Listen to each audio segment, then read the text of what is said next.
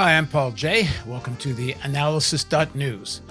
We'll be back in a few seconds with Alexander Buzgalin for a progressive Russian perspective on what's going on at the Ukraine-Russian border.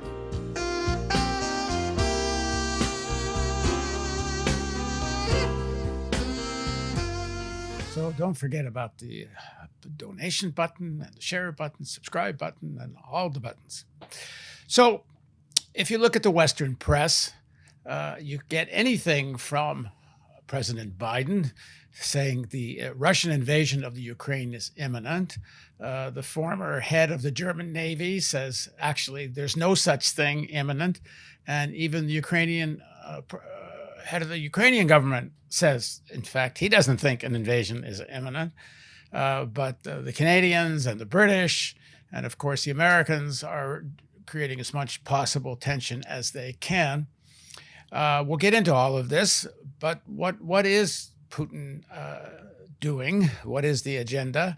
Why are there so many Russian troops on the Ukrainian border, if in fact there are so many Russian troops on the Ukrainian border? And now joining us to talk about this from Moscow is Alexander Buzgalin. He's a professor and director of the Center of Modern Marxist Studies at Moscow State University.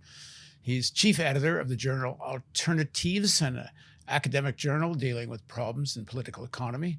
And he's the vice president of the World Political Economy Association. Thanks for joining us, Alexander. Thank you so much. It's a big honor for me to be with you and to discuss with you this very important question.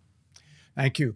So why, if in fact Putin actually has so many troops on the border, and even that seems to be in some dispute, but if in fact he does, what is your view on why and what is unfolding here? So first of all, I'm not military expert who just came from the border and saw or didn't saw the rockets, tanks, and so on and so forth. Second, modern situation is very different from war of the early 20th century or mid 20th century. United States made invention to many countries without troops on the border. It's well known. Yeah, it's possible to move troops very quickly and to attack by special missiles.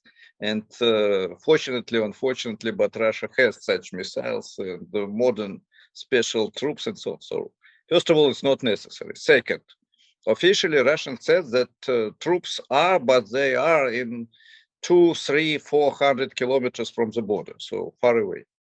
And they were in the center of Russia all time. Typically, Russia has main part of the troops, not main, but very big part of the troops in the western border. This is old tradition. All invasions came to Russia in 18th, 19th, 20th century from the west. So it's understandable. And also around the western border of Russia, not only western, there are a lot of NATO bases and military organizations and troops and arms of different countries which are not very friendly to Russia. At least they have a lot of very negative anti-Russian, Russia-phobic statements from official leaders, including Poland and not on, unfortunately. So this is the reality. But I want to stress another aspect, very important from my point of view. Why all this tension became so, I don't know, well discussed, well presented everywhere. In Russia, we have talk show in Central TV, 2 hours nearly every day. In the West, every newspaper, every post in internet, everything has this conflict. Why? It was the same between different conflicts. Sometimes conflicts didn't happen, but noise was very strong. Why? Because it's profitable. It's profitable for main ruling circles of the United States and other countries who are together with United States. By the way, not all Europe. It is profitable for patriotic, better to say statist propaganda in our country. It is profitable for everybody who wants to say main problem is foreign threat. especially in Ukraine, by the way. And not internal contradictions, not inequality, not poverty of masses, not terrible situation in the economic sphere with education and so on and so forth. And I think in the United States also prosperity is not for everybody. And growth of inequality is enormous. During this pandemic, as economist, I can say there is a permanent growth of billionaires, dollar billionaires, and decline of incomes of majority of population in the United States, in Russia, and all over the world, with a few exceptions. So why for them it is important and useful, profitable? Very simple. First of all, if there is terrible Russia, we have to create a lot of armaments, and we must be together. We are all friends, billionaires and poor people, black and white, peoples of color, women, men, doesn't matter. We are together because there is terrible Russia. We must unite it. In Russia, more or less the same. Look, and this is true, by the way, around Russia, a lot of NATO bases. When was Gorbachev in, it was Soviet Union, end of the Soviet Union. NATO leaders and US leaders and European leaders said, no expansion NATO to the east. NATO is in the West Germany, and that's it. In Belgium, but not Poland, not Czech Republic, it was Czechoslovakia, of course not Hungary, and so on and so forth. Impossible. Dear Gorby, we like you, everything is perfect. No NATO near your borders. What else? Now they say, oh, it was another situation. In Russia, we have such problem. I am strong man. I gave my word to do something, but I can took back my word. I'm strong man. It's a bad joke. So the same NATO. We are strong. We have force. We have power. We say yes, yes. We say no, no. Who is against? You will be beaten. Very simple. Unfortunately, it provokes also in Russia the same fear that tomorrow will be war. It creates a lot of negative trends in Ukraine, where people are afraid to go to army and so on. And there is very important aspect. This is prehistory. Of course, Crimea, but we discussed one time Crimea. I don't want to discuss more. Just I want to remind that Crimea was part of Russian Empire. It was part of Soviet Union until 1960s. Only in 1960s, for 20 years or little more, Crimea became part of Ukraine inside Soviet Union. And inside Soviet Union was no border. It was like between states in the United States. So it's like to say part of territory is Texas and not, I don't know, New Mexico. It's not very important. Maybe it's important in the United States. In Soviet Union, it was not important. So, when the borders appeared, when Soviet Union disappeared, was disintegrated, Ukraine took Crimea and took Sevastopol. This is military base in Black Sea, which has influence in all Mediterranean area, not simply in Sevastopol because of modern missiles. And this was all-time main base for fleet and airplanes and all these things for, again, Russian Empire, Soviet Union. Then it was together, Russia and Ukraine in Sevastopol. And when in 2014, in Ukraine changed the government, next day appeared information that Crimea is part of Ukraine, no Russian troops, no Russian people, no Russian control, must disappear. 90% of population of Crimea, Russians, and 99% speaks Russian. It was very artificial Ukrainian cover in Crimea. It was Tatar population, native population, not too much, but not Ukrainians. But okay, we have Ukrainians in Moscow. We have 100,000 Ukrainians in Moscow. We have millions of Ukrainians in Russia living. They're immigrants. They're looking for job. They're coming from Ukraine to Russia, which is enemy of Ukraine. And the Ukraine is selling commodities, and billionaires from Ukraine are selling commodities to Russia. I think maybe even buying armaments from Russia. I don't know. So it's very strange. Yeah, countries 300 years were very close friends. Gogol, famous writer. Who is Gogol? Ukrainian guy or Russian guy? He was Ukrainian, but he was writing in Russian, living in St. Petersburg in Russia, and so on. The same with majority of other people, and a lot of Russians who were in Ukraine and became heroes for Ukrainian culture, art, in theaters, in cinema. They had great cinema in Ukraine inside Soviet Union, and it was nobody knows who was it. There were people from Central Asia, from Russia, from Belarus, from Latvia, Estonia. It was very integrated country. So it's all divisions are very artificial. It's very important prehistory. So for us, conflict with Ukraine is something stupid, even more stupid than conflict between Britain and the United States or between Canada and United States. Well, actually, speaking with my Canadian hat on, I can certainly understand why there might be conflict between Canada and the United States, but go on. Well, maybe, yes, I don't know. So I'm not specialist in Canadian U.S. relations or relations between. All right, so let me ask you a question. Yes, of course, yes. So it's a complicated set of factors here. There's, as you say, these cultural, historic connections between Russia and Ukraine. There's the geopolitical contention. Mostly Russia versus the United States and its subordinates in Europe. There's the internal contradictions amongst the oligarchy and amongst the people to some extent, but mostly amongst the oligarchy in Ukraine. There's the factor you raised off the top, which I think is one of the most important driving forces, the military-industrial complex of the United States, but also the military-industrial complex. I'm sorry for interruption. And Russia and Europe. And Ukraine, if I understand it correctly, during the Soviet Union, Ukraine, if I understand it correctly, produced 30% of the armaments for the Soviet Union. Ukraine is a major manufacturer. And in fact, up until just a few years ago, Ukraine was between 4th and 10th largest arms exporter in the world. And recently, they went a little down in their arms exports because the domestic demand for arms went so much higher.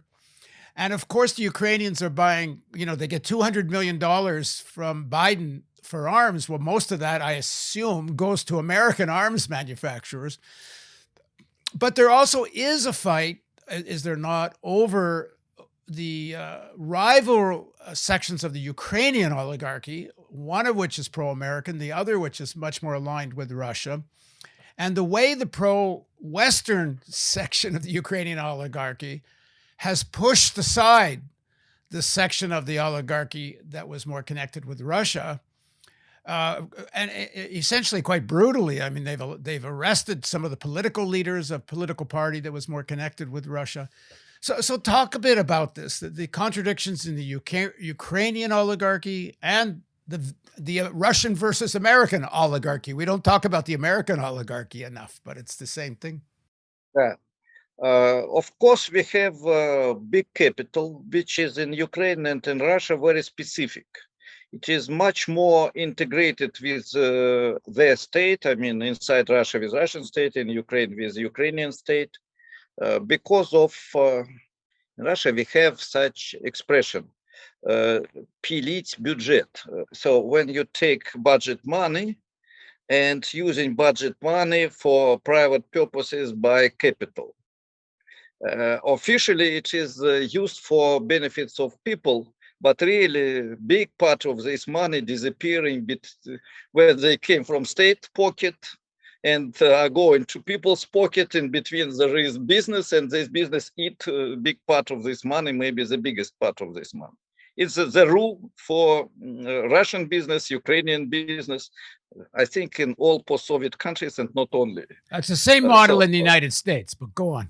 Yeah, I just trying to be polite and talking about our countries, but you know better, United States, partly me too. That's why this business is also divided. And in Russia, we have, let's say, pro-Western business, which is interconnected with finance, with different forms of foreign trade, not exactly raw materials, but there are a lot of other spheres of foreign trade. We are buying a lot of equipment. 90% of equipment in Russia is from outside, uh, part from the West, part from China, a few from other countries. So, and all these internal conflicts of oligarchs are also part of the backgrounds for foreign history, foreign debates, I don't know, crowd around Russian-Ukrainian war.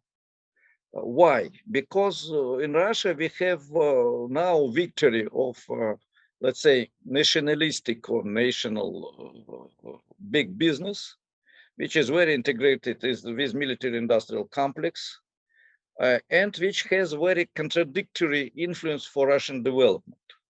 I must explain this because Russia looks like a very militarized and aggressive country from outside. According to some figures, it's true because we have big military budget, defense budget officially. We have growth of this budget, and we don't have growth of budget for education, for healthcare, even in situation of pandemic. So this is true. But military-industrial complex in Russia now plays double role. And it is important contradiction if you want to understand how Russians see this problem. I don't say it is objective. I think how Russians see this problem. Not even me, but Russians, majority. Military-industrial complex became maybe the only or one of a few branches of economy where we have development, where we have high tech, where we have big necessity to use skilled labor, engineers, creative workers, scientists. We have rebirth of fundamental and applied science for these purposes. We have rebirth of engineering, preparation of engineers, education of engineers. We have rebirth of working class in these spheres, and this is skilled workers. Alexander, I saw a number that there as much as 20% of the industrial workforce is in the military industrial sector. Is that right? Really, it's very difficult. It's like in Soviet Union to say what is military-industrial complex, what is not in Russia is a big question mark. So I will not use figures.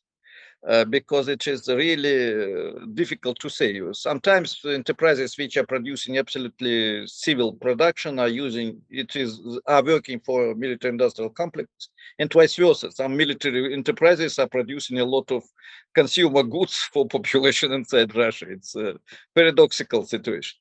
But yes, it is big part, and this is the biggest part of skilled labor is either gas, oil, or military-industrial complex. So that's why it is double influence. But another side is, of course, military-industrial complex in any country is the basis for aggressive policy, is basis for militarization, is basis for statism, growth of power, bureaucracy, and so on. And only if it is under the control of society, if it is really for defense, nothing else, and so on and so far. Only this situation we can say this is okay, necessary. Maybe it's evil, but it's necessary evil. Yeah, and it is as minimum as possible. In modern situation, I don't want to say that military-industrial complex of Russia is something, I don't know, the birth of peace. I am not sure, honestly. But the problem is that threat is real. And who knows if it will be aggression against Russia or it will not aggression against Russia. If we listen, I don't know, voices of NATO leaders and some US generals, we had quotations of one of your big generals who said the United States had to go to Syria, had to go to any country, Iraq, Iran, Libya, and so on and so forth. It's our interest to control these countries. So who knows? Is Russia country where it's necessary to establish democracy. Yeah. One day they say Russia needs democracy, let's move to Russia. Yeah, it's so the same with Ukraine. For them, I finish, it's important. For Ukraine to have these terrible problems, artificially created problem around war is extremely profitable for business, for state, for saving power, because they have very big internal contradictions. In Russia, we have inequality, in Ukraine higher.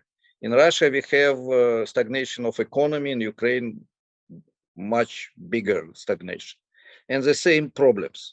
So, and it's necessary to show that it's not because Ukrainian economic policy is anti-people's, it's anti-social, not because it is inefficient, not because we are stupid leaders and very, I don't know, aggressive consumers of money of people.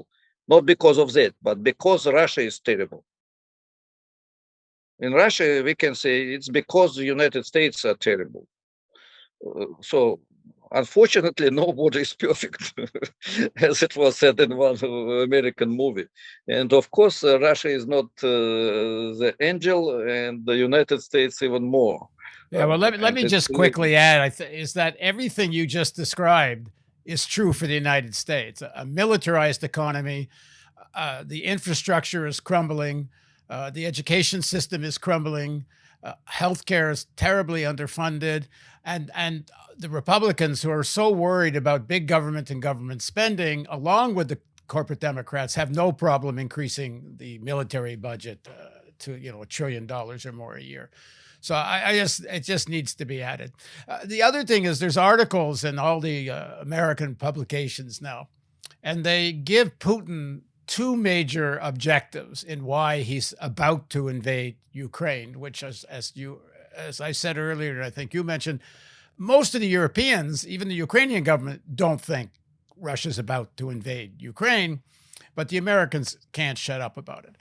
At any rate, it's the objectives of Putin are supposed to be essentially three: to undermine and divide NATO; two, because he hates democracy and doesn't want a democratic Ukraine on Russia's border; and three, he wants greater Russia. He wants to go back to historic Russian Empire, and that's what's driving him.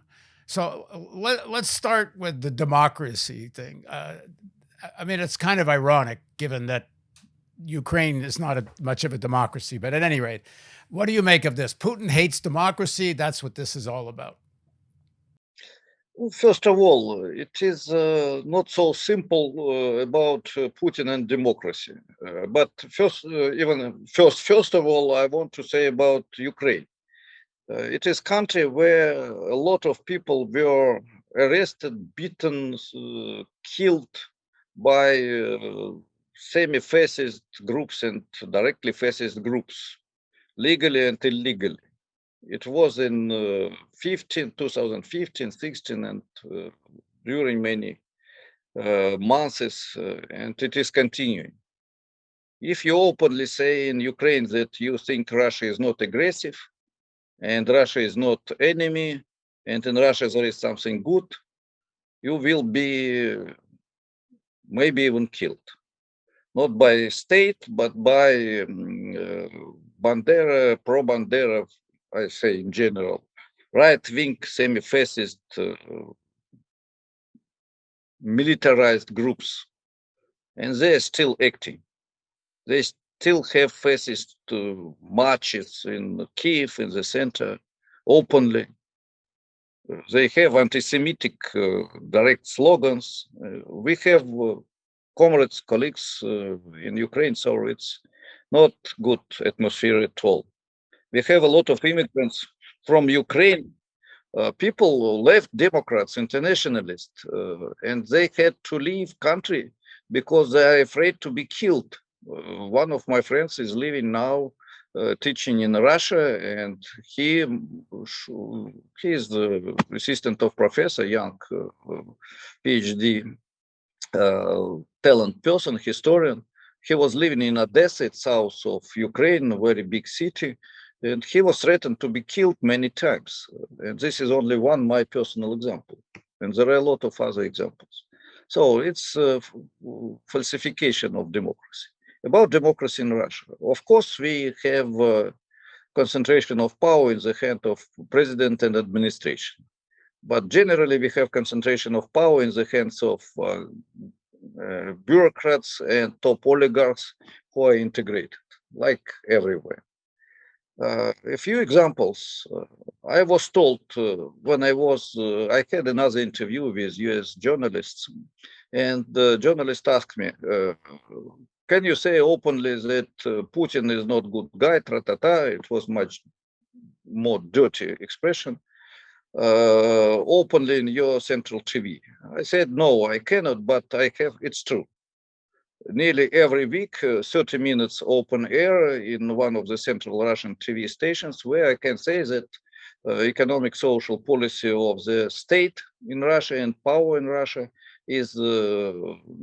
has negative influence on the interest of people and a lot of critique. Well, can I just quickly just add a note? The left that's approximate in your sphere of what we call left, does not get on mainstream television in the United States at all. So anyway, continue. That was my answer. And I said, can anybody came to first channel of US TV and say that Putin is a good friend, very peaceful man who brings peace to everywhere? He was smiling and keeping silence. Yeah, so it's unfortunately, we don't have real democracy in the United States. We don't have real democracy in Russia.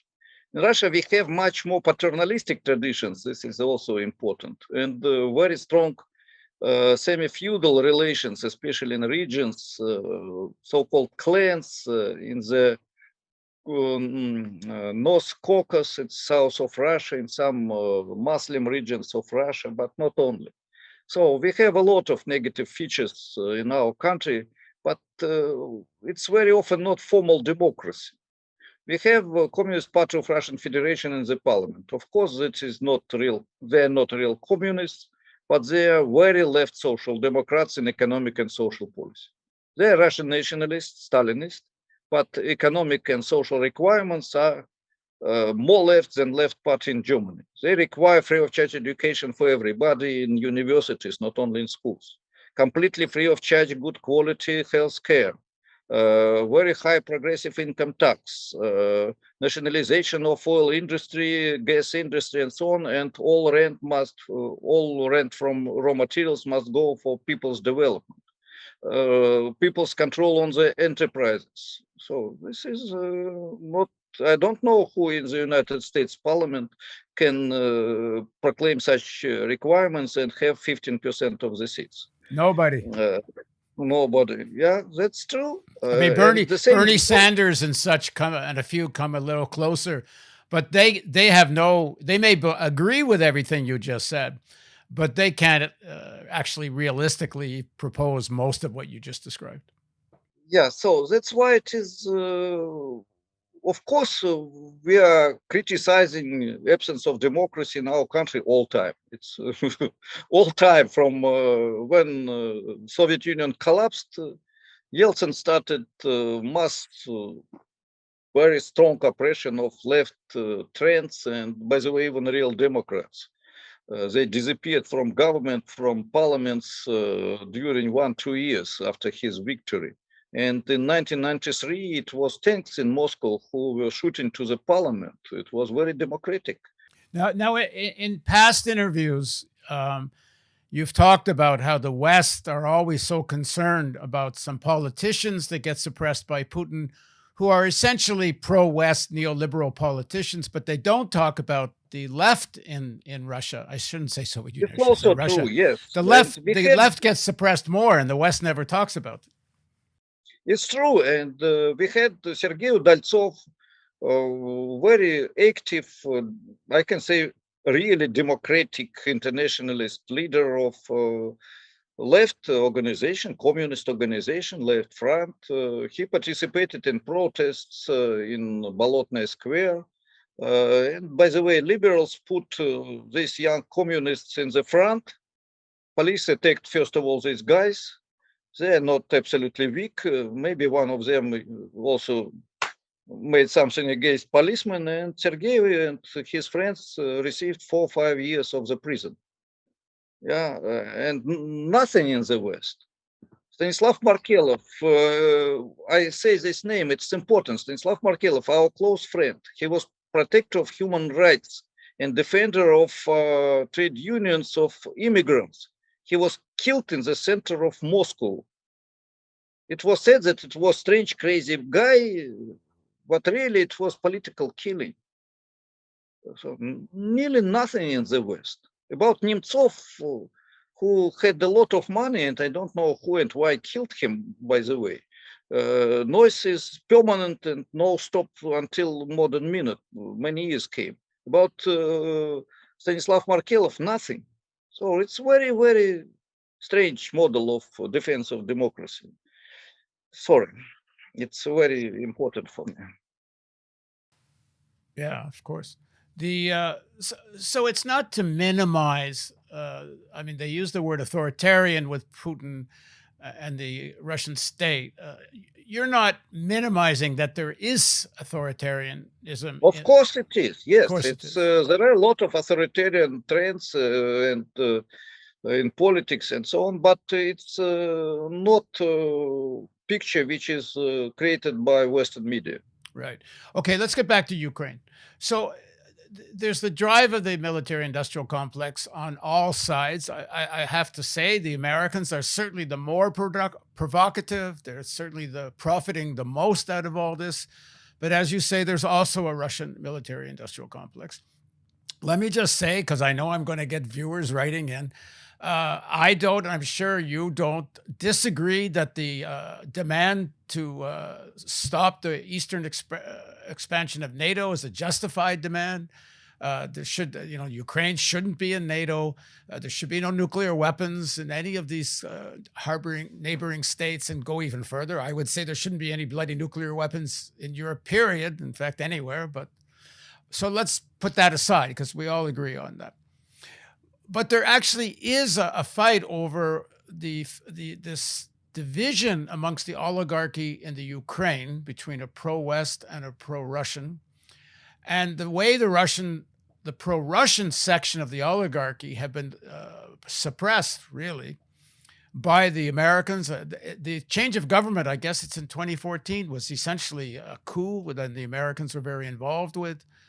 So is part of what's going on now Putin pressuring Ukraine in order to try to either both the Donbass region, the section of eastern Ukraine that's mostly Russian, to force Ukraine to live up to the Minsk agreement that will allow more autonomy?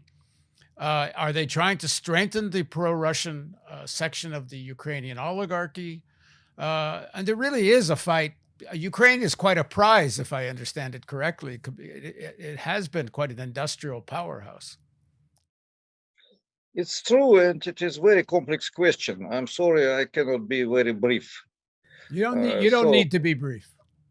Yeah. So first of all, introduction, not the answer, but introduction. So what will be if Russia will decide to protect Mexico from US possible aggression and create military bases along all Mexico-US border, create Russian bases along US-Mexico border in Mexico? Well, we know the answer. It's called the Cuban Missile Crisis. Yes, the same. So not the same, but when we say, I mean, Russians say the same. So guys, look, why we cannot protect good country against your aggression and your aggressive country, and you can protect country against Russia, which during last years did not attack by I don't know weapons and so on other countries. So that's a big question mark. Let's now forget about introduction. Content. I think that Russian government and not Russia, but Russia definitely don't want to have war with Ukraine. It's in the, I don't know, in the soul. And for our people to go and to fight against Ukrainians, and it's not even against Ukrainians, it's against, I don't know, 50% Russian-speaking people, 50% Ukrainian-speaking people. Army in Ukraine speaks not generals, but soldiers and officers and children, they speak in Russian. So it will be a very crazy war. And in the Russian army, there are Ukrainian people. So it will be very crazy war. So I cannot imagine even this. It's about Russian people, about Russian officials, state, government, and so on. I think all these debates can be used for increasing of bureaucratic power of our state. But to start real war, it will be catastrophe for modern ruling circles. They will lose the same day support inside the country.